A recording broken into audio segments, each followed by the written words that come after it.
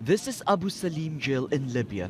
In 2013, Abdul Hakim Belhaj returned to the place where he says he and others were jailed and tortured by Muammar Gaddafi's interrogators. Belhaj maintains he and his pregnant wife were abducted in Asia in 2004 and sent to Libya. He blames the British Secret Service, known as MI6, along with US intelligence, for what happened to them. Of course, since we started the process of a trial, the British government wanted to settle the case with a large sum of money, but I refused to settle without an unequivocal admission of liability from the British government. I wanted them to admit their crime and apologise for their acts without resorting to a fistful of dollars in exchange for my silence.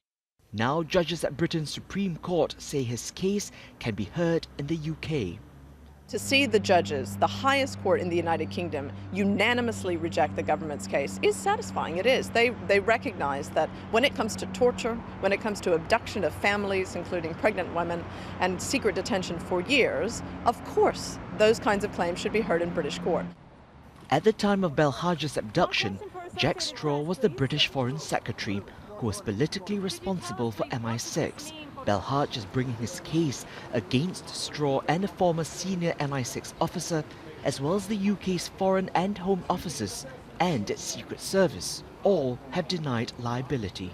In 2002, Libyan officials issued an arrest warrant for Belhaj, accusing him of having links to Al-Qaeda. The Belhaj case is based on information discovered in documents found in Tripoli after the fall of Gaddafi.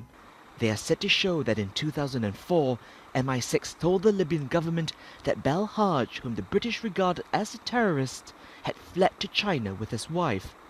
Belhaj says partly based on that information, the couple was seized by US intelligence officers in Asia and returned to Tripoli.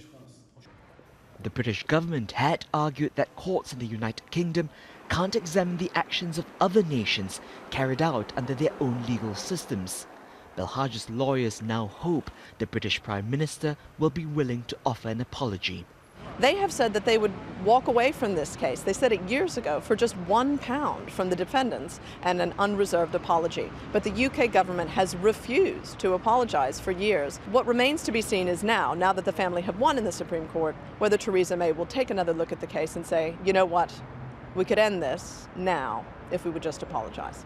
Abdul Hakim Belhaj may be one step closer to getting what he wants. Gerald, Al Jazeera.